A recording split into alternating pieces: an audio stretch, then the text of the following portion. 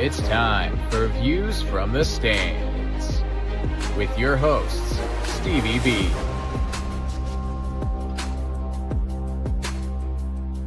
G-Mike, and BC.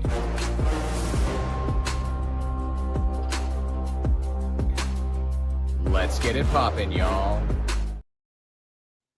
All right. Welcome into Views from the Stands on a Friday evening, and we are super excited to have you back on the show. We have a jam-packed show. We have a very special guest coming on tonight that has a lot of interesting stories, writing a book. It's going to be an awesome time, so make sure you guys check that out as well. And as you don't know already, if you're living under a rock, it is NBA playoff time. And so we have going to be breaking down the play-in games and what's going to be coming in the first round of the playoffs. We are all very, very excited about that, especially people at Orlando area. I know there's a big thing going on tonight for the Magic. We'll see how that one plays out tonight.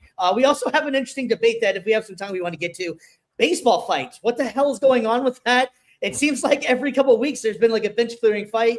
Just kind of want to know your guys' opinion out there. Is it worth it? Is it good? Is it bad? Is it just too much testosterone or no? What's going on with that? But we have a whole lot to unpack for you tonight. Mr. G, Mike, welcome in, my friend. How are you doing tonight? Feeling good, baby. It's Friday, so you already know. Time to unwind, talk about some sports, and then later watch the play-in. Absolutely, man. We're really excited to have everybody here. So please, if you can, give us a like and subscribe. Thank you for all the support we've been getting this whole time. And we want to give a special shout out to Pod Match. That's where you met Miss Kelly. That's going to be coming and joining us in the next couple of minutes. So please, if you're going to do any kind of podcast or anything like that, they're great people. Check out podmatch.com. But without further ado, let's go ahead and get this show started with our special guest of the evening. Special guest Views from the Stands. Welcome in, Kelly. How you doing tonight? I'm doing so good. It's great to be with you guys. You're so much fun. Oh, well, thank you. Really appreciate that. And I had to first off apologize. I know we tried to reschedule a couple different times with you, so I'm really happy this actually worked out this time. So thank you very much for working with us. We made it. There we go. Well, we like to start everything off with you're the star of the show for the moment right now. So let's go ahead and let the people know what you have going on and what you're all about. Yeah, I had a really unusual experience as a young woman, where I found myself unexpectedly in the middle of Muhammad Ali's entourage as a teenager. Spent a number of years traveling with Muhammad, and that shaped me in almost every part of my life since. I went on to work with athletes as a speechwriter and in causes that were important to them.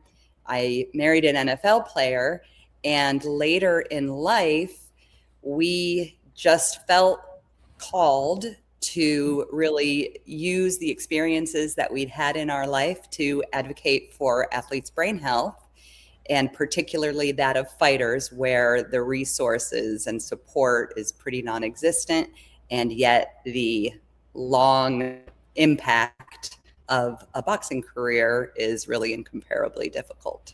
So here we are, brain health advocates, and I've recently completed a memoir on my coming of age years, of which being a part of Muhammad's Circle was a big part of that. And all I do is host a podcast. So, wow, that's impressive right there.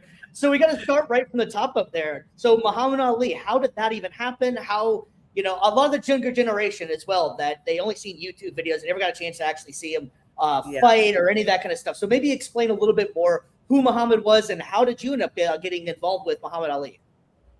It's still shocking to me how many young people don't really understand who Muhammad is, because yes, Muhammad was the greatest boxer of all time and 3-time heavyweight champion of the world, but he was so much more than that. And he was an incredible humanitarian, an incredible civil rights leader.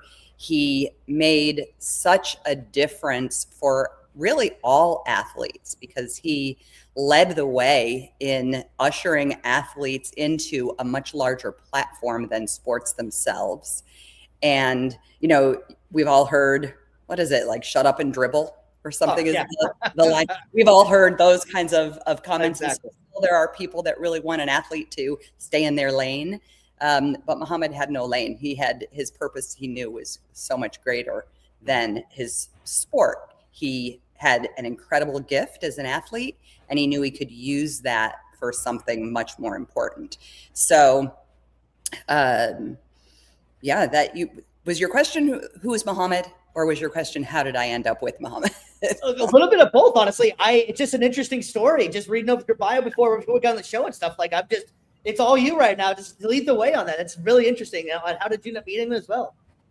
Yeah, so I was 13 and I was living in Cleveland, Ohio, and doing some very mid-market modeling, and had aspirations of acting or something like that.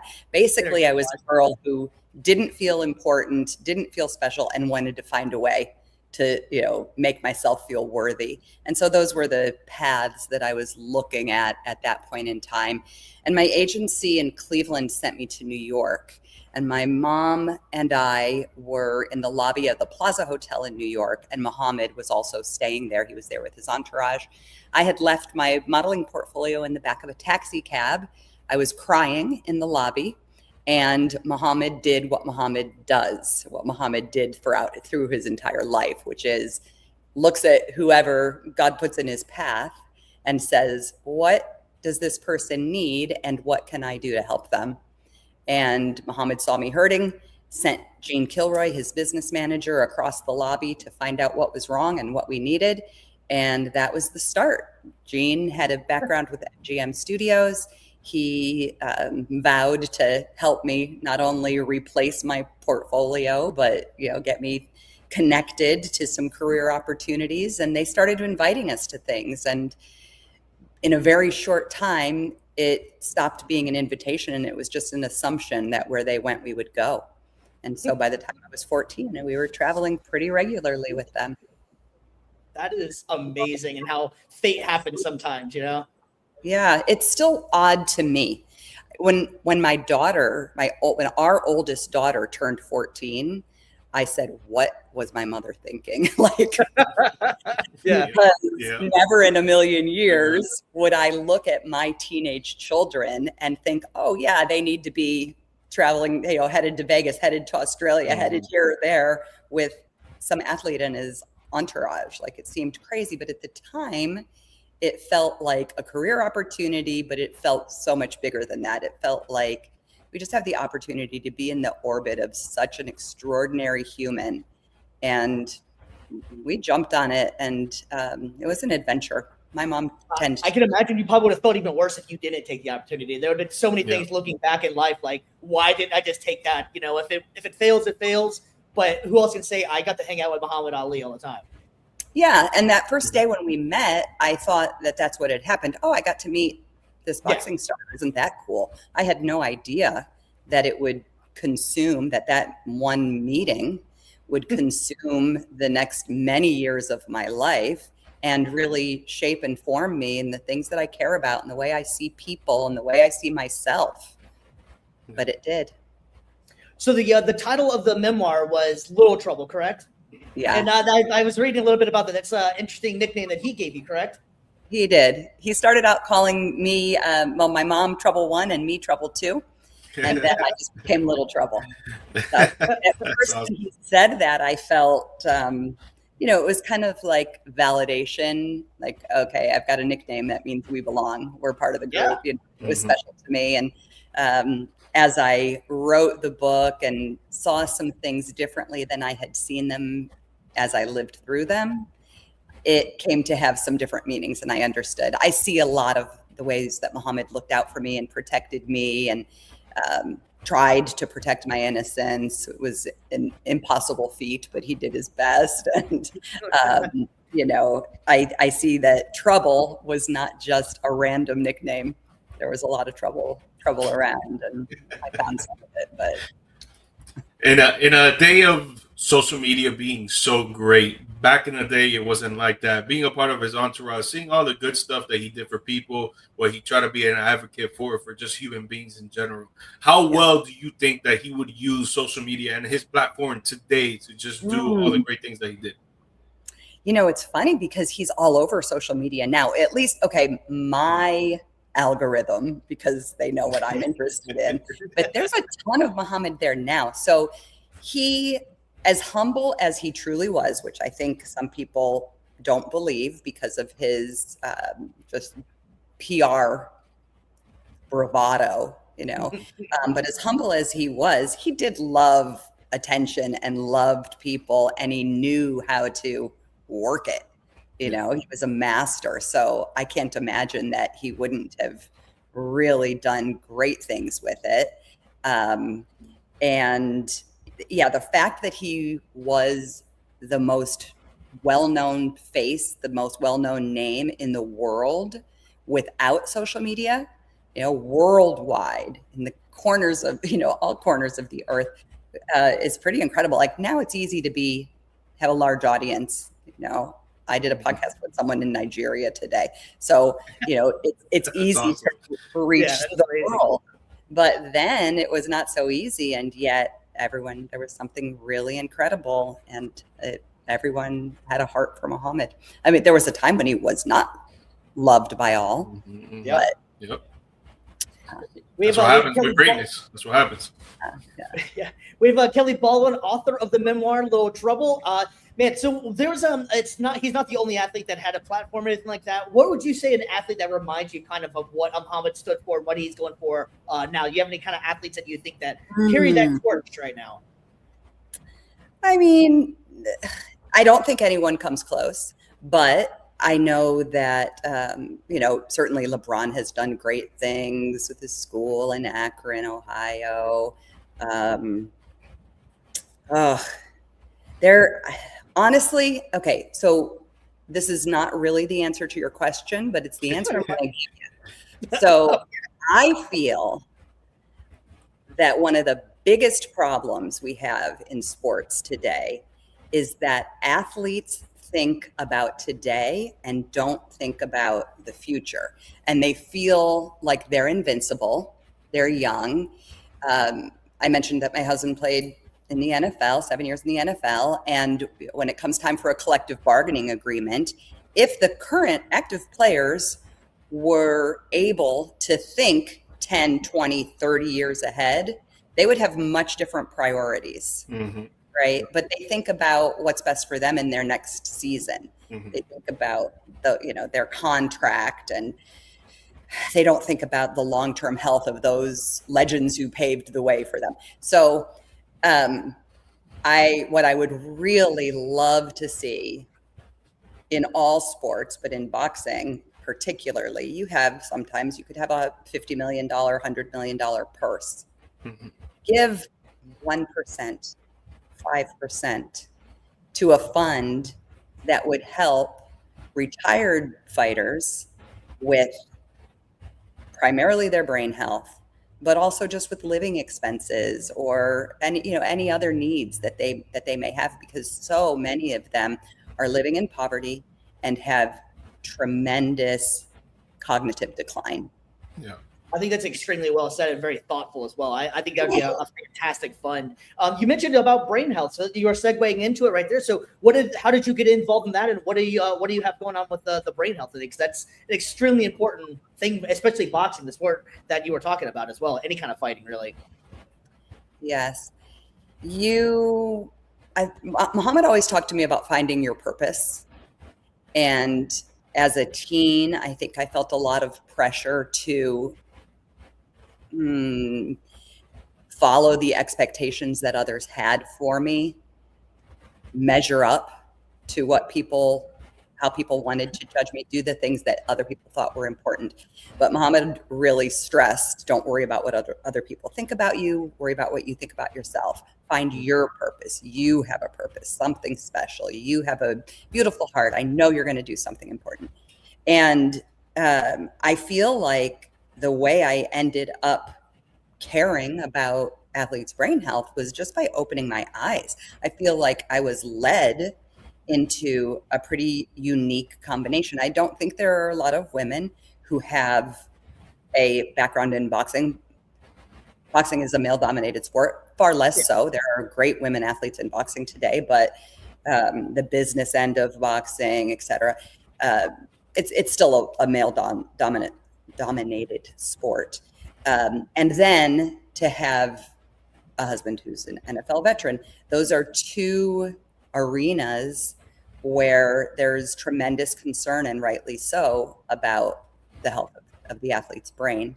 And my husband had worked with an organization called Athlete's Brain for a period of time. And, I'm in NFL wives groups and family organizations, and he's in Players Association, retired Players Associations, et cetera. And fear of CTE, talk of brain health, it's very prevalent. It's very common. The wives on the NFL Wives Facebook group, you're constantly seeing concussion updates and CTE fears. And my husband's doing this. Is this just normal anger, or is this the beginning of something that could be terrifying? No. Well, CTE can lead to murder, can lead to suicide. It can, it can be very, very serious. So all these things just were, my life led to them. And if I opened my eyes, I see that I'm probably supposed to do something about this because I'm uniquely here at this intersection. Either one, a background in boxing or being an NFL wife, either one of those could certainly have opened my eyes to it. But the combination of the two, I'm like, I'd have to be blind or an idiot to ignore that I'm supposed to do something about this. Yeah, that's amazing. Yeah, I really wanted to touch up on any specifics that you can really give when it comes to brain health for anybody that's watching out there, or for the people that are going to watch it later on. We got athletes that really tune in, and they're either currently playing or they still play now recreationally, but I'm sure that they would want any tips or any advice on what they can do to have some good brain health.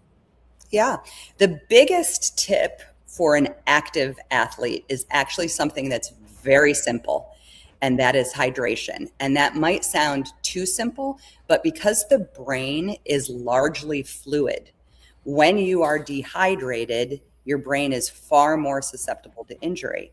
And I saw a demonstration once where they used a waffle. If you have a waffle that's like toasted and really hard waffle, it'll just crack.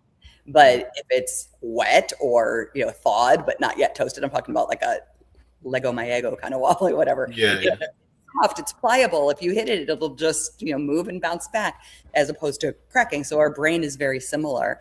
And when you have sports where athletes try to cut weight, so boxing, wrestling, I don't know, all the sports where athletes need to make weight.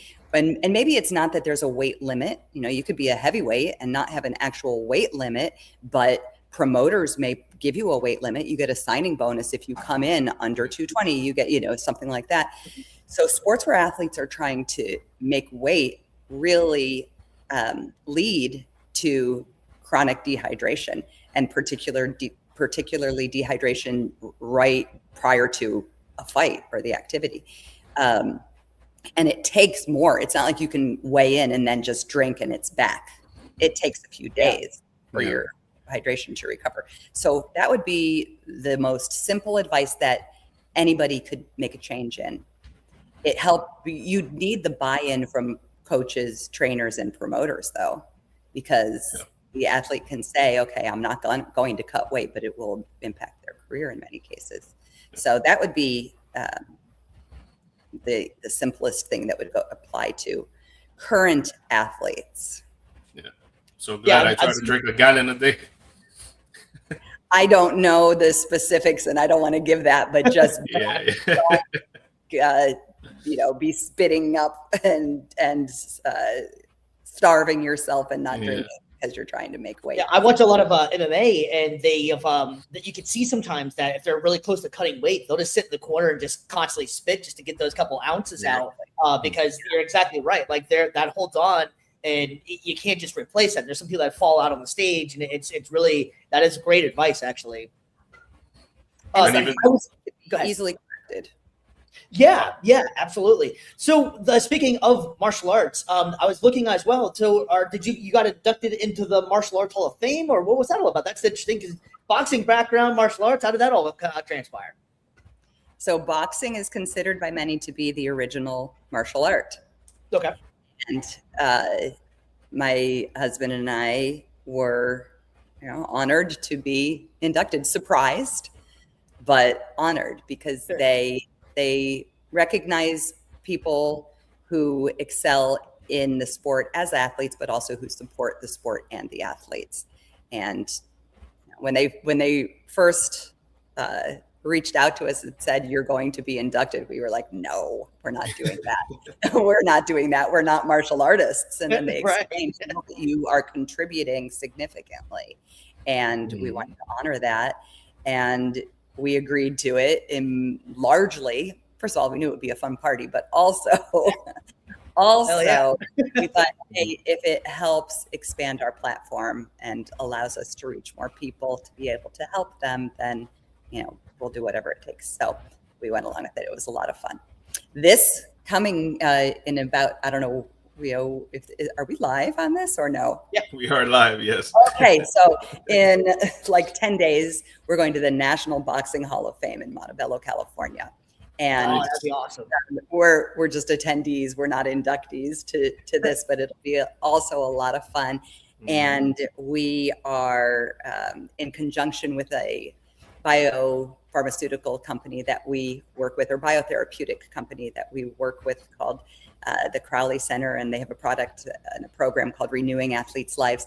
And we are giving to the silent auction there a year's worth of exosome therapy, which is a stem cell derived product from umbilical cords. So it's age 0 stem cells, and the athletes administer it to themselves through a nasal spray. Wow. And it deals with the inflammation in the brain and allows the brain cells to begin to regenerate. And the trial, it's beginning, so the first athletes, they were doing it for 100 NFL athletes. And my husband played, his quarterback when he was with the Browns was Bernie Kosar, who you may know of. So Bernie asked my husband if he'd like to be a part of this. And he said yes. And then he said, hey, let's see if they might give some of these 100 spots that are intended for NFL veterans to fighters. And sure enough, they were agreeable to doing that. And we've been able to enroll a number of former world champions in this study. And phase 1 is done. Some people are entering phase 2 now. And at this National Boxing Hall of Fame for the silent auction, we're giving a year's supply to a fighter. And I'm excited, very excited. That's awesome. That is awesome. Wow. Yeah, please keep us posted on what happens. That you're more welcome to come back on and tell us more about right. This amazing work that you're doing on there. Kelly, I gotta give you a lot of props here too. Not only the first Hall of Famer that we've ever had on here, but you're also the first female that we've had on here. So you are setting the bar. You're setting the bar extremely high. Extremely high. So yeah, that is awesome. Let's hear it for the ladies. Absolutely. Yeah, Ladies' night is Friday night, why not? But so we're gonna do a couple rapid fire questions for you real quick. What is your favorite sport? I've got to say basketball, which I know is crazy because we've been talking about boxing and football, but basketball is so fun. I was a basketball mom, and it's just a lot of fun. Okay, fair enough. All right, what's your favorite team then? Are you college or pro? I got to say the Nuggets. The Nuggets. Okay, nice, not bad. nice. Not bad. I'm an Aaron Gordon fan. T-Mike is a Heat fan, and I'm a Dallas Mavericks fan. So both of us are sitting in the same exact position, watching it from the couch. Do you think that already with Jokic and the way that he's playing, do you think he can be submitted as one of the best offensive players of all time? I'd say yes. Right? Yes. He's amazing, and his attitude is hilarious. He's up for it. So who's your MVP vote this year? I don't have one. Sorry. I should have been prepared. I should have been prepared. Answer. No, it's fine. It's fine. Don't worry about it. Wemby, we put you on the spot for it. Wemby is a good pick. Okay. That's a smart pick. That's who I picked as well. So, Kelly, you're a very smart woman, obviously, then. All right, so before we let you go real quick, Kelly, so we wanted to ask you a couple of things. If Ali was here with us today, what do you think his message would be, and what would you think he would think of everything we have going on right now? I saw Muhammad's wife in October in Boston, and his widow, his last wife, Lonnie. And we talked about this, and she said how, I don't know if it's, you know what, I was about to say something political, and maybe that's not appropriate for your show.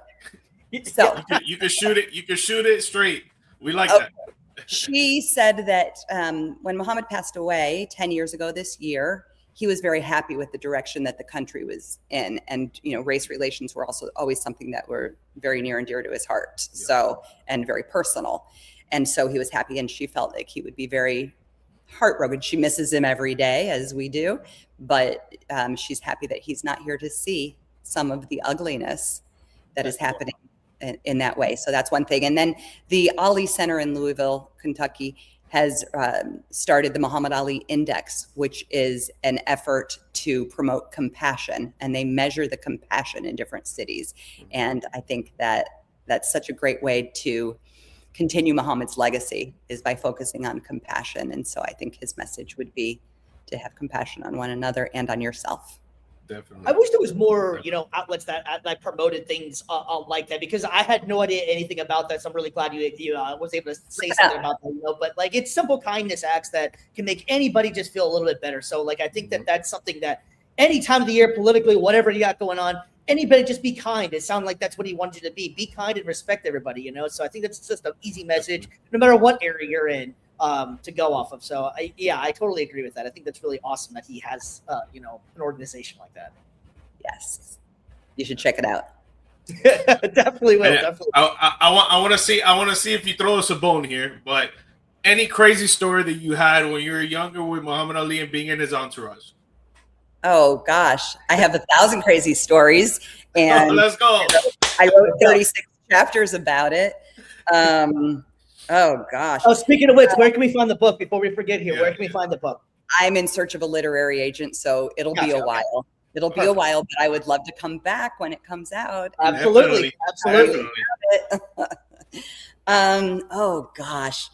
Well, on the sad side, I remember after Muhammad fought Larry Holmes. Well, I'll tell you both a sad and a funny thing about Muhammad. There you go. I like it. So that night we had an after party, as we always had an after party, even though he lost the fight badly. And I went into the bathroom, and in the bathroom, it was in a hotel room, and I could hear people in the other room, and Muhammad was not there. Muhammad was in bed. And I could hear some of the guys in the entourage saying, "Did you bet against him?" And somebody said, "Hell no." And they said, "Would you admit it if you did?" And then he said, "Hell no." Ha ha ha. And then many of them laughed. And to me, that felt like confirmation that some of those guys bet against Muhammad. That really hurt me. Yeah. But the next morning he was appearing on Good Morning America, and he had to be, because we were in Vegas, so because of the time difference, he had to be there at like 4:30 in the morning or something. And I knew if I was going to see him before we left town, that was going to be the only opportunity. And it was important to me that I see him after the fight before we left town. And I got up and I went to the other hotel where his shoot was. And I had, sometimes when I don't want to do my hair, I just put it in a ponytail like this. And I had my hair in a ponytail, and I had put little sponge curlers in my hair to curl my ponytail to be pretty. And I get there, and I had forgotten to take the sponge curler out of my hair. And Muhammad's, reaching around and like tugging on my ponytail, and I'm like, oh gosh. And I'm so embarrassed. And he says, "Well, you need to go back to your hotel anyhow." I said, "I don't need to go back to my hotel. I can just take it out." He's like, "No, you need to go back to your hotel because you need to wash that makeup off your face. Only clowns need all that makeup. Pretty people like you and me, we don't need all that makeup," something like that. So, that's awesome. Yeah. And the thing that was so special about that was like part of the reason, or the real reason I think that I felt compelled to get up and go there at 4:00 in the morning, was because I was hurt that people had bet against him. I knew he was hurting, and I kind of wanted to show up for him. And I'm a teenage girl, but I kind of wanted to show up for him. And on the way there, I was thinking about, what am I going to say to Muhammad? How can I encourage Muhammad? He's always the one encouraging me. How can I encourage Muhammad? And thought hard about what to say. And then sure enough, I get there, and instead he's playing and encouraging me, playing with an encouraging me. Yeah. But I have that in my diary. I have a stack of diaries from those years, which I'm so grateful for, because I have conversations and all kinds of stuff written down that are really special. It sounded like you were using his own thing too, kindness, and you were trying to go there for him, and he still found a way to be there for you. So that's awesome. He flipped it back on you. Again and again. Yeah, you can't out-compassion him. All right, I got one more for you real quick here. And so I know we always talk about he's the GOAT. I think there's not really much debate on it really anymore, but I still think, maybe explain a little bit his athleticism and how in shape he was and how fast, and maybe because a lot of people younger especially only get to like the YouTube, if you will, and don't really get the experience. And so like how awesome was he to actually be there? So I'm sure you were there for sparring sessions. And I was there for a lot of sparring sessions, and he was beautiful to watch. Like, he was just a beautiful human. We would joke about being pretty, but he was just a beautiful human with this beautiful physique built for his sport. And his quickness was amazing. His jab was amazing. His footwork was amazing. He could dance and make it look really graceful and pretty, make a brutal, violent sport actually look beautiful. And I think the Cleveland Williams fight, if anybody wants to YouTube or Google a video from an old fight, Cleveland Williams fight is not a fight that got as much attention as, say, a Frazier or Foreman battle, but was prime Muhammad, because Muhammad went to jail for being a conscientious objector and to the Vietnam War, and was stripped of his title and did not fight for what would have been the prime of his career. So we don't even know how great he could have been as an athlete. But by the time he came back, he was a little older and a little slower. So go back to like Cleveland Williams and be ready to be dazzled. Be just amazed. Yeah. Well, I have to say you set the bar extremely high, and we're extremely thankful for you coming on the show with us. Kelly, you're more than welcome any other time to come on. I would really love for you to come on and tell us how that boxing Hall of Fame thing went and the stem cell research that you guys were doing on the brain and stuff. Anytime you want to come back on, you're more than welcome. That was fantastic. So check out Kelly out. How can anybody find you and follow you guys' journey? I have a website, KellyReillyBaldwin.com is my name. There it is. So just like that, KellyReillyBaldwin.com. And on that is all of my social media links. I'm busy embarrassing myself on TikTok regularly, trying to build an author platform. So are we. Same. It gets a little easier the more you do it, but here we 100%. are. But I'd love to hear from people and have them sign up so that when my book is published, I can let them know. That'd be great. If anybody's interested in donating to Athlete Brain Health, I have a lot of organizations I work with. So That's absolutely awesome. Well, Love the fact that you came on. Thank you for coming on. you guys very much. It was great having you on, and we will definitely get a hold of you soon. And please keep us posted on everything you've got going on. Really appreciate it. Thank you so much. I look forward to coming back. Thank All you. right. Thanks very much. Bye. Miss Kelly Baldwin, man, what an awesome interview, man. That was just fantastic. And that's another thing, like we were saying before, Podmatch really puts you in attached with a whole bunch of people that we would have never got a chance to meet. So it's really awesome to be able to interview Kelly. That was fantastic. Representing for the females, the first female we had, and absolutely knocked it out the park. So we got a lot more to get into. G-Mike, are you ready to talk some hoops? Because I know you are dying to talk some hoops, my man. Yes, sir. You already know. It's From the Hardwood with VFTS. All right, it is My ball in the official morning. time for. Where was that where the Heat needs you, man? They didn't want to sign me, Doc. They didn't want to sign me. You just had out prior engagements used in the stands. I get it. I think it was that. I think it was the whole back and forth of me trying them on Views from the Stands. I think they watched the show. Yeah, I get it. I get it. Who doesn't, But anyways, let's go ahead and get into it, man. We have the play-in games that are going to be going live in about 3 minutes, or they already just started, I believe. So we'll try and keep it in about 5 minutes. Yeah. Yeah, somewhere that are in there. Anyways, we got the Charlotte Hornets in the Orlando Magic. ESPN has the Charlotte Hornets at a 59.9% chance to win this game. G-Mike, do you agree or disagree with that? And I already made it very official that I picked Charlotte to win, and I have a lot of faith in Charlotte. But G-Mike, you have the floor right now, my friend. I disagree. I think that Orlando is going to have this type of revenge game that they're going to want to put on a show after what they did in Philadelphia. Yeah, it was a close game to the very end, to maybe 4, 5, 6 minutes left in the game where the Magic really couldn't score like that. The Sixers went on a 9-2 run, I think it was, to end the game. And Paulo, he tried to hit 2 corner threes, boxed them. He tried to force 2 layups, botched those two. He tried to take it from the top of the key at least 2 or 3 times and try to do some ISO ball and try to get some play. One of the layups was a miss. The other layup went out of bounds. It was a turnover. So there was a lot of negativity going on at the end of the game that I think is just going to spark this feeling inside of them to just go home and be like, yo, we got to put it on the table. We got to go to Detroit and we got to get this first round, man, because if not, people are going to look at us like, well, we already are, but people are going to look at us like, yo, we're the laughing stock of the league right now because we're the most disappointing team in the league this season because our aspiration should have been 2nd, 3rd, 4th seed in the NBA Eastern Conference playoffs. And look at us barely getting by the play-in game. So Paulo, I think he's probably going to drop 30 or more. Franz, he's going to have a better game, drop 20. Desmond Bane, I think he's going to have 2 great games in a row. He's going to show up. I think the role players always play better at home, so there's going to be more contribution from Wendell Carter Jr., Jalen Suggs, and maybe Tristan Da Silva trying to come off as a 6th man where he's been a good 6th man all year. So I'm going to take the Orlando Magic in this game. We'll probably win by 3, 4, or 5 points. So I'm going to go the opposite. I'm going to go with Charlotte. I like the hotness that Charlotte has been playing with. I like the fact that Charlotte seems like they're together as a group. They seem like they're having a lot of fun playing together, and they vibe off each other. I think if the ball is able to move around, no pun intended, but with ball on the team, if they're able to move the ball and assist, you got the 3-point shooters out there. Knipple and Ball is playing a hell of a game right now. I think that's just going to be too much for Orlando. I think Orlando. The reason.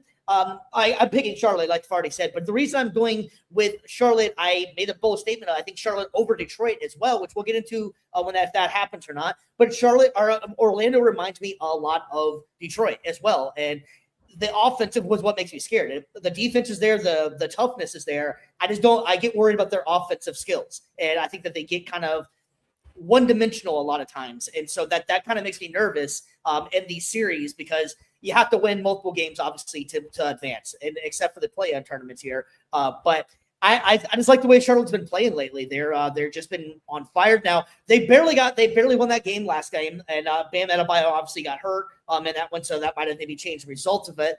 But having said that, I just like the way that Charlotte's been playing. They've been on fire, and yeah, I like what they're doing right now, man. Yeah, so I wanted to ask you, if Orlando ends up losing and Charlotte moves on because with your pick, is there going to be a major change to this organization from either a player standpoint, a coaching standpoint, a GM standpoint, or somewhere in the front office? Yes. I think Coach Bose is out. If they lose this game, I think Jamal Mosley is out. Jamal Mosley reminds me of just one of those guys that's a great, probably better assistant than he is the head coach. Great, seems like a great guy. The players love him, but something's not working because Orlando the last couple years has had all the promise, and they were supposed to make a lot of noise, especially with Boston slightly being down, with Tatum being hurt, and they didn't really make up much ground at all on that one, So we were talking about it pre-season that we really had high aspirations for Orlando. I think the rest of the league did too, coming off of the year they had prior to that. But I think it's going to be a head coaching change. I don't think that there's going to be much for player just because of the contracts that they're going to be in. Paolo did get paid, correct? Or he has not gotten paid. Yeah, he already got paid. Their core is pretty much in play. So I don't think that they're going to make any kind of major player moves. But I can see the head coaching staff and the coaching staff getting released. Yeah, I think the same. I think Mosley's going to get fired. I think he's going to get up out of there. But I have been hearing rumors that maybe Paulo might get moved. I don't really think that's going to happen. I think that first you go with the coaching change. We've been seeing that for the past 5 to 7 years, that the coach goes out first. And then after that, if it still doesn't work, then that's when they go and start trading players. But there's a rumor that Milwaukee is going to try and trade for Paulo, or the other way around, Orlando is going to try and trade for Giannis and try to do that little swap there and get something in return. But I think obviously for Orlando, that would be great. Of course, who the hell would not want Giannis? But for Milwaukee, it's like, do you really want to get this type of player back in return when you could probably get maybe 4 to 5 picks and just rebuild from there. Go young and see what you can do. Like try to go OKC route, try to get a whole bunch of picks in return. Like even OKC right now with the Clippers being tossed out, they have a lottery pick. So it's like if you can make these types of moves, these intelligent moves of trying to get pieces in return, cash in return, try to rebuild for the next 2-3 years and try to go up from there, maybe it will be kind of work out, right, for Milwaukee. But on Orlando side, I think it should just be firing Mosley, try to get another coach in there, and try to revamp this whole thing because, yeah, they don't have a lot of offense compared to the top-notch offenses across the league, but maybe they could get another trade in and bring in someone else or have a good draft this season and bring in some players that can actually score, some young talent that can come off the bench and actually score. But for sure, I think Mosley got to get up out of there if they lose. And even if they don't lose, honestly, get them out of there. You want him out anyway, either way. Yeah, I think he's like I was saying. I think that he is a good coach. I don't know that it's working out for Orlando. But you never know. They make it in their playoff time. Anything can happen. But so we're going with our picks here. I'm taking Charlotte. You're taking Orlando. There is also another game that is going on, and I wanted to also show everybody on here that's watching live. We have a new feature on here. StreamYard keeps on adding more and more on here. We just added a poll about the playoff format. Should the NBA change the NBA playoff formats? Feel free to vote on the poll, and you can comment. We can maybe get you going with that. There is also another game going on tonight. It is the nightcap, and this one is the Golden State Warriors and the Phoenix Suns. And this one was definitely surprising to me to see, both of these teams in this position going back because the Golden State Warriors were kind of limping into this one, and Phoenix just seemed like they were done after all the trades they made. So it's very impressive to see that. And Steph Curry is just an ageless wonder. The guy just never seems like he's getting old. And what's awesome about Steph Curry compared to other aging superstars is that his game can last forever as long as he's able to stay in shape enough, which let's face it, he can. But being able to shoot shoot at the level that he's able to shoot, that's going to be able to have him stick around as long as he absolutely wants to. Even if he comes off the 45 years old, he can still play. It's gonna be wild. I don't foresee Steph Curry being one of those guys that's gonna stick around too long. But Steph Curry could honestly be 45 or so somewhere in there and just come off the bench and give you at least 12 points off the bench just off of 3-point shots. Like he won't be able to move, but it's just ageless wonder in that game. And how about Draymond rolling back the time and playing some lockdown defense and like it's like impressive. 2016 out there. It's impressive in this one. So what's your thoughts on this series? This is definitely a wild series that I did not see coming. I think it's gonna be a dope game for tonight to see who's gonna get the AFC to go up against OKC. No matter which team that gets it, by the way, it's gonna get flambéed, waxed like they do at the courts at LA Fitness when they want it to look good, shiny and squeaky. They put the wax on that thing like that. That's what's gonna happen to either one of those teams, man. Because OKC is looking dangerous, man, dangerous. But just sticking on this game, man, I think Steph is gonna be Steph. That's never gonna change. There's a reason why he's the greatest shooter on planet Earth, and he's probably gonna go down as the greatest shooter on planet Earth. Draymond Green rolling back the clock, that you just said, getting crazy stops on Kawhi Leonard in those last 3 minutes of that playing game on Wednesday. And the role players got to come to play, just like they did last time. Guy Santos, 20 points. Porzingis, 20 points. B. Pods, 17 points.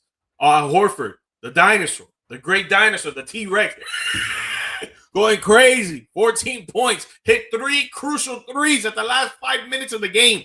Like, they really. I wasn't sure if we just had that internet connection, or was that the Raptor? What was that right there? That was the Raptor, baby. Oh, geez. Hey, he did what he needed to do. There's a reason why he don't play the regular season, because he comes to play playoff time. You saw it with the Boston Celtics, and he helped them win a championship. He could probably do it with the Golden State Warriors right now too. And by the way, this squad has only played 50 minutes together the whole season. this healthy squad right now. Obviously, Jimmy Butler's not there, so there's probably even less than that. But I'm talking about the squad that played on Wednesday, right? But then you look to the other side. It's like, can Jalen Green and Dylan Brooks put up the production that they did last game, this game? Jalen Green, I could give him 20 points for sure. I think he'll drop a little 20. Dylan Brooks going 60% from the field. I don't know if that happens. And then it's all going to be on Devin Booker. Is he going to show up this time or is he not? He went 7 for 22. He has 17 points or 20 points or 22. No, 22 points. Went 7 for 22, and he hit only 1 3-pointer off. I think it was 1 or I think it was 2, whatever. I think he's got to be more efficient. Like, you want to be compared to Kobe. You want to be compared to MJ. You want to be compared to Rip Hamilton, the mid-range assassins. Like, you need to be out there putting it all on the line and trying to get 40 balls. And that's what you got to do this game, and get 40 balls. And with that being said, what I wanted to ask you, if Phoenix loses, is Devin Booker two-parter here? Is Devin Booker gonna look to be traded by the front office? And then 2, is his name gonna get tarnished because of all the greats that he's played with and he can't get it done? I'll go with the second one first. I think with his legacy, I don't really think that Devin Booker's legacy is going to be tarnished by probably not winning a championship or anything like that. I think that Devin Booker coming in, he is exactly what we thought he was. He's a dominant scorer, okay on defense, but he is just a flat out scorer. I don't really find him to be one of those guys that you're going to base your team around. I'm surprised that Phoenix didn't just start from the ground all the way up and try to get rid of Booker as well when they were getting rid of all those players. We talked about that a few episodes ago. I would have got rid of Booker before any of those guys, really, just because of what you can probably get back in return for Devin Booker, because he still is a young player that is dominant on offense. Makes sense.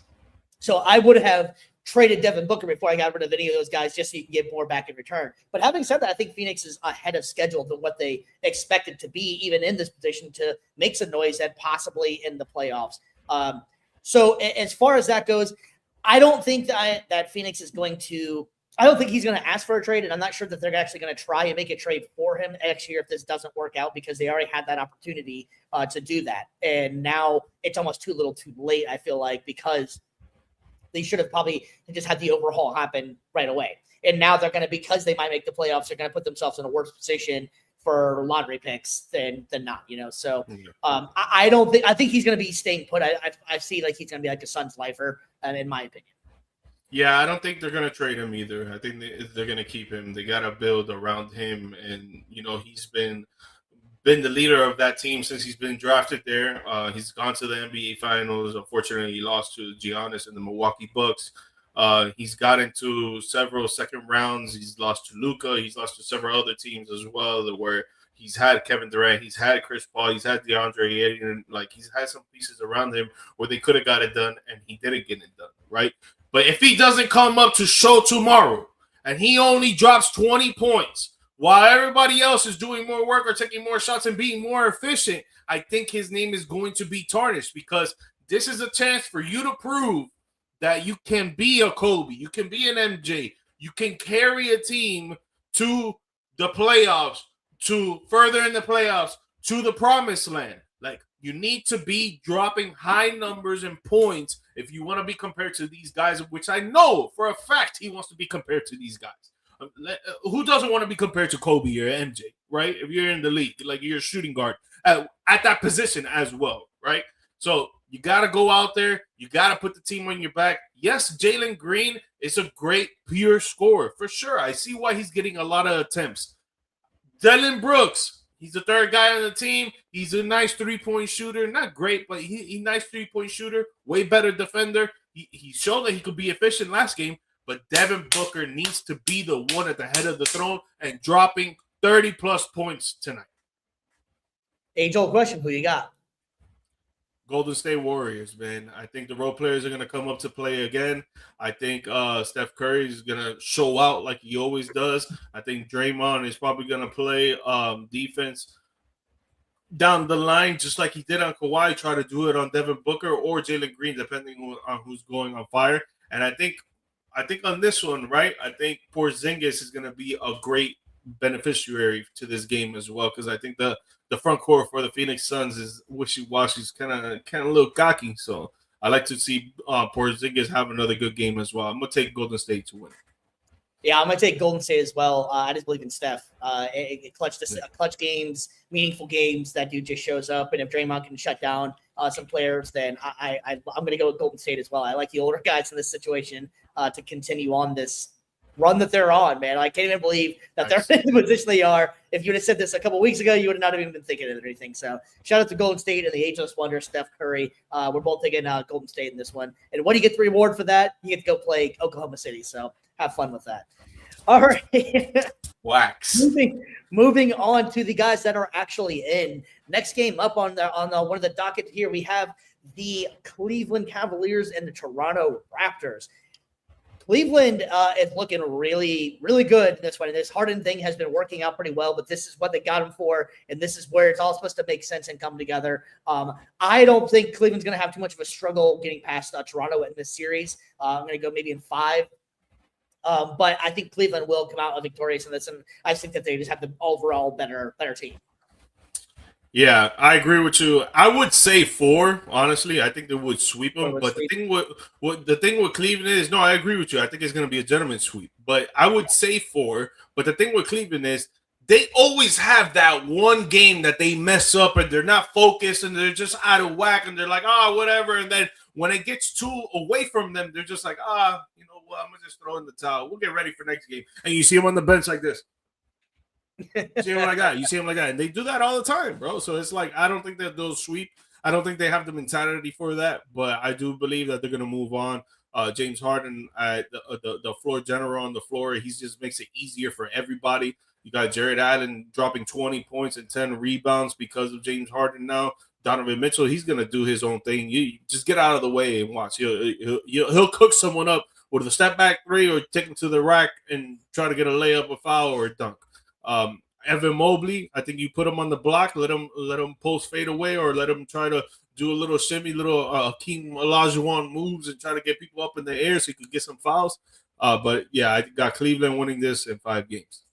Are you sure you did such a good Raptor a couple of minutes ago? Are you sure you don't want to take the Raptors in this one? No. All right, fair enough. Yeah, we're both going to take Cleveland in this series, and we'll be definitely getting more in depth once the series starts. Over the weekend. But we'll go game, and we'll talk about the games. And we're just kind of going over who we think is going to win this one, win the series is outright in this one. All right, so we got the Spurs and the Trailblazers. The Trailblazers have hurry up. We already know what's going on, man. Slightly impressive. I mean, but yeah, hands down, I'm taking San Antonio. I don't think it's going to be much of a series in this one either. Easy, man. It's not gonna be much of a series. This one, I would say San Antonio sweeps them, but they're inexperienced, so I don't know if they have that mentality. I wouldn't be surprised if the Trailblazers actually get 2 games, just because they're inexperienced stuff. But when you're talking about just pure talent, I would say they sweep them. But again, the mentality, the inexperienced stuff, even the coach is inexperienced. It's like, right. The Trailblazers can, and then he put the world on the map that he is a big time player, but you got crazy defensive paralysis all across the board from Wemby to Stephon Castle. Like, dude, it's just a nightmare for them. It's a nightmare matchup. I got Spurs in 5. Yeah, I'm going to take the Spurs in this one. I'm actually going to go for a sweep in this one as well. I think they're going to be competitive games, but I think when it all comes down to it, I think Wemby is that dude, and on top of it too, I think Wemby has a lot to prove that he is that guy, going to become the face of the league if he's not already. But all right, supposedly he's going to be a minute restrictions. Supposedly. Yeah, I mean, I think it probably just depends on what the score is too. Those minutes. That's a good point. Those minutes become a little bit less stressful whenever you're up by 20 and if you're down by 20. You know what I mean? So, yeah, but it's easy to turn a game around from 20 points now in the NBA. Yeah, definitely. All right, this one's going to be a fun series here. The Denver Nuggets and the Minnesota Timberwolves. I'm sticking with Denver. I think Denver is a dark horse in this entire playoff series and this entire playoffs. I think Jokic is obviously, without saying, is one of the greatest players to ever do this. And I love Jamal Murray as well. I really like this squad that Denver has. I think that they can definitely make some noise, and I wouldn't be surprised if they don't make a very deep run in the playoffs. What say you? I got the Timberwolves in 7. I think it's gonna be back and great. forth the whole series. The only reason I'm taking the Timberwolves in 7 is because I like their depth a little bit more than I like the depth of Denver Nuggets. Obviously, you got 2-time MVP, which probably should have been 3, 4-time, even 5-time, whatever. One of the greatest offensive players in the league right now, probably even in history, that he's going crazy buck wild, led the league in rebounds, assists. No one has ever done that before. Jokic, just a master class on the offensive side. And obviously, Jamal Murray, he does not shy under pressure. He loves showing up when the pressure is there and to show out, to drop 30 points, 35 points, even 40 to 50 points sometimes in playoff games. So those two right there, for sure. They're great leaders, and they can get you to where you need to go, for sure. But when you really think about who's coming behind them, it's like, who's really going to step up to the plate? Aaron Gordon, Christian Braun. Like Aaron Gordon's pretty good. I don't think he gets a lot of credit. He is. No, 100% he is. The thing is that he's not consistent. And you need consistency when it comes to the playoffs, which is why I like the Timberwolves more, because last year Julius Randle showed up. Obviously, Ant's going to show up. Right now, Bones Highland, the way he's been playing the last month and a half, I don't know if you've seen it, but when Ant wasn't playing, he was taking over as a sixth man, going crazy. Jaden McDaniels, he took a high jump, and he's been scoring more threes. He's been playing way better defense, and he already played some impeccable defense before. So now he's playing even better. And then Dante DiVincenzo, he's getting the game plan of what the Timberwolves want to do. And he's out there trying to be the facilitator while still trying to shoot three-pointers as well. I just think the depth for them is just outmatches the depth for the Denver Nuggets. I think it's going to go to Game 7. At the end of it, in the fourth quarter, Ant's going to show up, probably drop 20 in the fourth to make them win and go on to the next round. I'm taking Nuggets in 6. All right, moving on to another series. We got another one coming up here, and we got the Los Angeles Lakers and the Houston Rockets. KD versus LeBron. Man, of any time, like, I feel really bad for the Lakers just because of all the injuries they have going into this moment in here, you know? Like, yeah. I know it's really hard for anybody to go, oh, I feel bad for LeBron and the Lakers, but it just kind of sucks when it comes down to the playoffs and these guys are hurt at the wrong time. What's that? No, I was saying 100%. I agree with you. Like, you want to see both teams healthy and go at it. That's what you want to see. Yeah, I agree. Unfortunately, I don't think there's much that the Lakers are going to be able to do to get past this round. I can see the Lakers winning at least one game, but I just think Houston, the youthfulness, and KD's still playing lights out as well, man. And shout out to KD for still balling. I think he deserves to be all NBA on either first, second, or third team, but Durant is still the Durantula, man. The guy's still great. I think LeBron is going to try his ass off, and he's going to show a lot of people why he still is one of the greatest to ever do it. I just don't think that the team has enough around him to be able to do it. But I think LeBron is going to play some vintage LeBron basketball, and it might be his last in the Lakers uniform.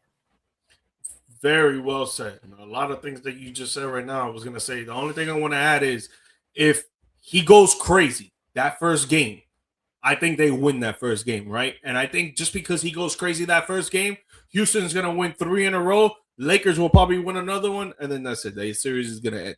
But if the Lakers don't win that first game, it's going to be a sweep. Like, there's no way that they can go up against all the firepower that Houston got while the Lakers just got Bron, 41-year-old Bron. Like, they need Luka. They need Reeves. If those two come back at any point in the series, and let's say Lakers are down 1-2 and both of them come back, now we're talking different. Now we're talking about a different series. Yeah, I'm going to go Houston in 5. Yeah. I got Houston. I got Houston in 6 if Lakers win the first game. If the Rockets win the first game, I got Houston in 4.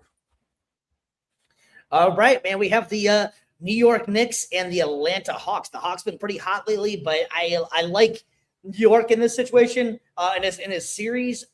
But I mean, I don't know, man. Atlanta is just one of those sneaky teams that once they made that Trae Young trade, they just play completely different now. And I think that they're playing really good basketball. So, you know what? I was going to go with the Knicks, but I think I'm going to change my mind here, man. Just talked myself into it. I'm going to go with the Atlanta Hawks in this one, and I think it's going to go a 7-game series, though. I'm going to take the Knicks. I think that they just have big-time championship aspirations after last year. I mean, they're literally just like a foot behind getting into the NBA Finals. Jalen Brunson, Karl Anthony Towns are going to have to put the team on their backs like they have been for the last few years. We want to see an aggressive Karl Anthony Towns. We don't want to see a passive aggressive, or we've said this on this podcast many times already, because if it's a passive aggressive cat, it's going to be tough for them to get past the Atlanta Hawks, where they're chippy, they're going at people in their faces, balls, doing whatever they need to do to get the ball, hustle, try to make some plays. They're young, they're talented. The only thing is that they're inexperienced, and Jalen Brunson shows up when he needs to show up, and he shows out. And I don't think that the Atlanta Hawks are going to have that mindset to get past the first round on a Knicks team that is looking at winning a championship. Like, I just don't see it happening, and especially that the Knicks have home court advantage. So if it does to go to Game 7, the inexperience are going to play for the Atlanta Hawks, and I think the Knicks will probably win by 20. Yeah, I'm taking Atlanta in this one as well. I'm going to take Atlanta, and I'm going to go, like I said, a Game 7 series. I think it's going to be a tough, hard-fought battle. I'm going to take Atlanta in this one. And the last series that is already set and is going to be the Philadelphia 76ers and the Boston Celtics. Take us back to 1980s basketball. This was always a legendary rivalry. I think that you have to go with Boston in this one. Boston's playing some great basketball. Gets a little complacent at times, but I think with Tatum coming back, with Brown playing the way he's been playing, I just don't think Maxey is enough for the Philadelphia 76ers. I'm going to go Boston in 6. Yeah, I got Boston in 6 too, right? But if Joel Embiid comes back and he actually plays, which I don't think is going to happen. I don't think he comes back. I don't think he's going to play. But let's say he actually comes back Game 2, Game 3, Game 4, whatever it is that he does come back for. I think this series changes a lot, man. Tyrese Maxey, Paul George looking like a vintage PG-13. VJ Edgecombe looks like he's been playing in the NBA for years and years and years after the last performance on Wednesday night, dropping, 18 points while having some tough layups going up into people's faces and trying to dunk on them and stuff. Yeah. Kelly Oubre, he's falling into his own, being a good defender for the Philadelphia 76ers and being a good three-point shooter. I think he knocked 5 3-pointers down in that game, in that playing game as well. I just think that a lot of people are underestimating the Philadelphia 76ers. I think that if Joel Embiid comes back, this series changes up a lot, man, because when you really think about it, who's going to cover Embiid? Yeah, you're right. But I don't think he's coming back. I think Boston's going to take it in 6 for sure. Yeah, I think we agreed a lot more than I expected us to, and that usually means bad luck. And speaking of bad luck, I also made a bold statement that the Charlotte Hornets were not only going to win the play-in tournament, but they are going to knock off the Pistons. And as we speak right now, they're down by 17 in the first quarter. Excuse me, they just scored, so they're down by about 14 in the first quarter. So anything is possible. That's only the first quarter. It's only the first quarter, so anything is still possible, man. But look, Paulo got 9. I'm telling you. I'm telling you, man. Yeah, you're right. You're right. Coming out that dog mentality, man. So we'll definitely be talking a lot more about that, and I'll make sure you guys can make fun of me if the Hornets don't make it past the Orlando Magic, and we'll be having another segment of what the L for sure, and I can explain myself, and people can make fun of me on that one. But before we go ahead and sign off on this Friday night, we got to be remiss if we didn't thank Kelly for coming on the show. Kelly Baldwin, that was a fantastic guest. Super interesting stuff. Follow her on all her socials and her website, please. Doing a lot of great work. We also have our own store. Please check us out. VFTSstore.com. We purposely decided. Show them the shirt. This is one of the shirts here, baby. They got the logo on here, just the basic. But there's so much different stuff. We got women's shirts. We got men's T-shirts. We got hats. We even have aprons. I made an apron down there as well, so we got a lot of different products out there for people to check out, all Chef great quality CVB. and affordable price. So we really appreciate it. Please check us out. Like and subscribe to the podcast as well. Let all your friends and family know. It's a fun place to come. Spend a couple hours out of your life and have some fun. G-Mike, you got anything before we take off? Guys, just please like, subscribe, follow the show, share with your family and friends or even strangers, whatever tailgates or games that you're going to. We got baseball season right now. It's been up and at it, like 3 weeks already, and it's been very exciting with all these rule changes. So for sure, go out there to a game and then look at the person next to you, look to the person to your left and to your right, but like, yo, y'all heard of Views from the Stands? Well, check them out. You feel me? You got some good stuff out there, man. We got a lot of stuff out there, and we hopefully we'll be back on Tuesday evening around 8:15ish. Be there, be square, man. We're really looking forward to. We got NBA playoffs. Enjoy the weekend. A whole bunch of stuff going on this weekend, man. So really be watching out. We have some more guests coming up next week. Really appreciate it. Have a great and safe, fun weekend, and we're out of here.